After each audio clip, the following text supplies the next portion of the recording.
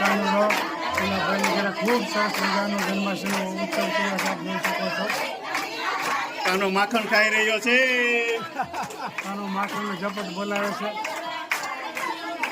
મહિલા મંડળે પણ જો જોરદાર આયોજન ગોઠવ્યું છે.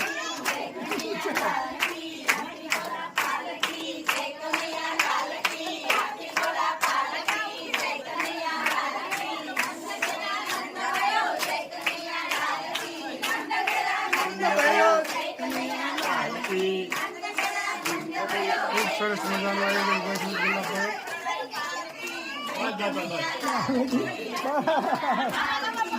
બસ હવે અમે પડી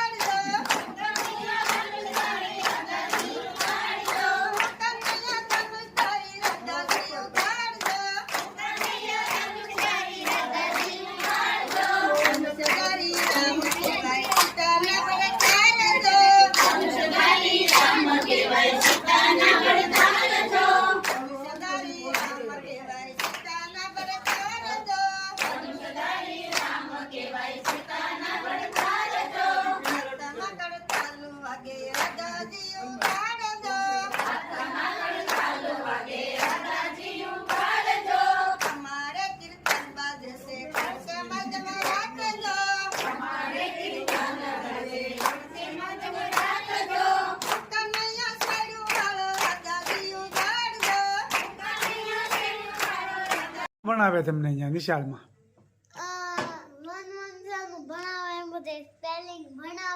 હા, પછી હા, પછી તમને કઈ વાર્તા ને એવું કઈ કરવાનું કે? તો વાર્તા તું કરશો એ તો દાદા રાતે રાતે શીખશો કે કોઈ શીખવાડે છે? એમ? એ કઈ વાર્તા શીખવાડે? અલગ અલગ એટલે ક્યાંક રામનું, ક્યાંક હતું વનવાસનું.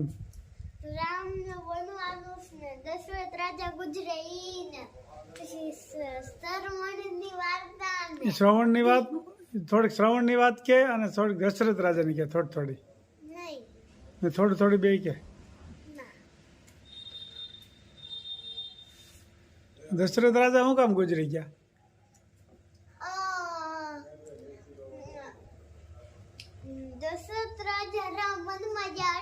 હા, એટલે દુઃખ લાગ્યું વનમાં જવાનું કારણ? એટલે રામ 14 વર્ષ વનમાં ગયા ને એટલે એમ છું 14 વર્ષ સુધી રામ વનમાં કેમ રહે? કાંટા હશે, કેવા કાંકરા હશે ને વાઘ છે ને 14 વર્ષ સુધી કેમ વનમાં રહે? એટલે હા, તો મોગલા કોને વનમાં રામને? કઈ શું કામ? બસ મંત્રાએ ને 2 વર્ષ નહીં પા. હા, ભરત આપતો ગાડી હા, આમાં તો 14 વર્ષનો વનવાસ. એવું કોને કીધું? ઈ મંત્રાએ કીધું કઈ ને એટલે કઈ એવું કીધું. હા, એટલે રામને વનમાં મોકલ્યા. અને ભરત થોડા કઈ ગાજે બે રામને મૂક્યું. હા, તો બેઠા તો નહીં નતા બેઠા. પછી રામને મળવા ગયા. કોણ?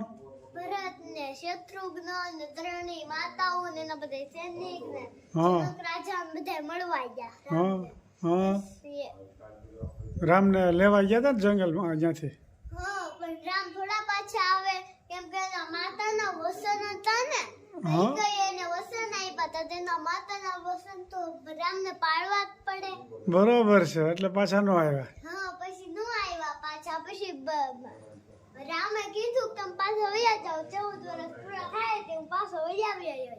હા, પછી એ બધા પાછા જ અયોધ્યા. હા, પછી પણ રામ નો આવ્યા. હા, પછી ક્યાંક રામ વનમાં ગયા ત્યારે રાવણ ક્યાંક આવ્યો હતો ને એવું ક્યાંક હતું ને હોતે? હા, ઈ હું હે? રાવણ આવ્યો ને હા, રામ લડ્યા રાવણ. લે કોણ ભૂગી ગયો? રામ ભૂગ્યા ને રાવણ તો ધર્મી હતો. હા રામ ધર્મી હતા, ભગવાન હતા, પણ રામ ભૂગી ગયા રાવણને. હા એ રામ શું કામ યુ જે રાક્ષસ હતો ને એ રાવણનો કાકો થાતો હતો. હા લે એવું હતું. હા, એટલે એને પછી એને હરણનું સ્વરૂપ લીધું. હા પછી સીતાજીને ગમ્યું હા એટલે એ હરણ આવ્યો હા સીતાજી પાસે. પછી રામ એને લેવા ગયા.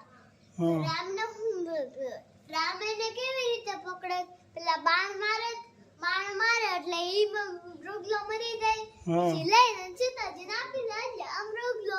હા એવું હતું. પણ રામ વનમાં ગયા ત્યાં ઈ મૃગલાને બાણ માર્યું ને ત્યાં એને લક્ષ્મણ એમ અવાજ કર્યો. હા એટલે પછી સીતાજી રામનો અવાજ કાઢ્યો. હા રામ જેવું બોલે ને એવું ઈ બોલ્યો. કોઈ મૃગલો? એટલે સીતા હા મૃગલો. હા રામ બોલે ને એવું બોલ્યો એટલે સીતાજીએ લક્ષ્મણને કીધું, લક્ષ્મણ તમે જાવ રામને કાંઈક શું જોઈએ એવો અવાજ આવે છે. હા. ઈ તો મૃગલો બોલતો તો લક્ષ્મણે તો સમજાવ્યા ન હોય રામને ન થાય કાંઈ. હા તોય પછી સીતાજીએ મોકલ્યા. પછી લક્ષ્મણે એક બાણથી અને લક્ષ્મણ રેખા ગાળી ગયા. એટલે ઈ લક્ષ્મણ રેખા છે ને એની અંદર કોઈ જઈ ન કે પછી સીતાજીને કીધું તમારે રેખાની અંદર રહેજો. બરાબર આ રેખા મેં ગાળી છે ને આમ ફરતે ની અંદર રહેવાનું, એની બહાર નહીં જવાનું તમારે. બરાબર પછી રાવણ આવ્યો. હા પછી રેખાને પછી રાવણને એમ થયું કે આવો લીટો ગાયો છે અને ધોની બાંધશે અને રેખા થોડી કહેવાય. પછી રાવણ આ બગડાડવા જાય ને ત્યાં ભડકો છો. હા એટલે લક્ષ્મણ રેખામાં એટલી તાકાત હતી. બરાબર કેમ કે લક્ષ્મણ રામના ભાઈ હતા ને તો એટલે એમાં તાકાત તો હોય જ ને. બરાબર છે. હા તો સીતા માતા એને ભિક્ષા દેવા ગયા કા? પછી આમ હાથ કરે તો વીજળી થાય. હા પછી આમ પગડાડે પાછો ભડકો થાય. હા પછી મંત્ર બોલ્યા. પછી મંત્ર બોલી નામ અથડાડે તોય વીજળી થાય. એવું થાય. પછી એમને સાધુનું સ્વરૂપ લઈ લીધું. હા પછી એટલે સીતાજીને તો દયા આવે. ત્યાં તો સાધુ સાને ભિક્ષા તો અપાય જ ના. આપણે એમ સાધુને ભિક્ષા આપવામાં શું ના એમ. એટલે સીતાજી બહાર આવ્યા ને રેખાની બહાર આવી. લક્ષ્મણે ના પાડી હતી ને તોય ડેપા રેખાને. બરાબર એટલે સીતાજી તો ટપી જ કેમ કે ઈ તો બસ સાક્ષાત માતાજી હતા. હા એટલે ઈ તો ટપી જ કે. એટલે લક્ષ્મણે ત્યાંથી જ એને એમ કીધું તું કે તમે ટપી શકશો પણ બહારના કોઈ પણ રાક્ષસ છે કે કોઈ પણ બીજું જનાવર હશે કે કોઈ નહીં ટપી શક્યા ને. બરાબર તમે એક જ આમ બહાર જવું છે તો જઈ શકશો પણ જાતા નહીં. બરાબર એટલે તોય સીતાજી ગયા. હા અને ઓલો જે સાધુ સ્વરૂપ લીધું હતું એ તો રાવણ હતો અને રાક્ષસ હતો. હા રાવણે સ્વરૂપ લઈ લીધું. બરાબર પછી રાવણે એવું સ્વરૂપ લઈ લીધું હતું ને હા પછી સીતાજી ભિક્ષા દેવા ગયા બાર ટપી. અને ત્યાં તો રાવણે શું કર્યું ખબર? આમાં કરીને બધું એનું ફ્રૂટ હતું ને એ ઉલાવી નાખ્યું. લે પછી એનો હાથ પકડી લીધો નાખ્યા પ્લાનમાં ને એનું પ્લાન કર્યું ઊંચું. પછી અસલી રૂપ લઈ લીધું રાવણનું. છે પછી સીતાજીને એમ થયું તું દુષ્ટ રાવણ અને તું મને આવું કરી જોવે તને હવે રામ મોત આપશે. પછી યુદ્ધ થયું કા? ચાલે ચાલે પછી રાવણનો મોક્ષ આપ્યો રામને. હા કુંભકર્ણ ને ઇન્દ્રજીત ને બીજી રાવણની સેનાને બધે માર્યા. પછી માર્યા એટલે 14 વર્ષ પૂરા થઈ ગયા પછી વૈયાવા પાછા અયોધ્યા બરોબર અને પછી સીતાજી રમાઈ જવાનો ટાઈમ થયો ત્યાં પછી લવકુશનો જન્મ થયો હા લવકુશનો જન્મ થયો અને પછી લવકુશને મોટા કર્યા મુનિને ભણાવ્યા એને પછી ઋષિ મુનિને બાણ ચલાવતા શીખવાડ્યું પછી આ લક્ષ્મણને બધાને મુર્શિદ કર્યા હા હા પછી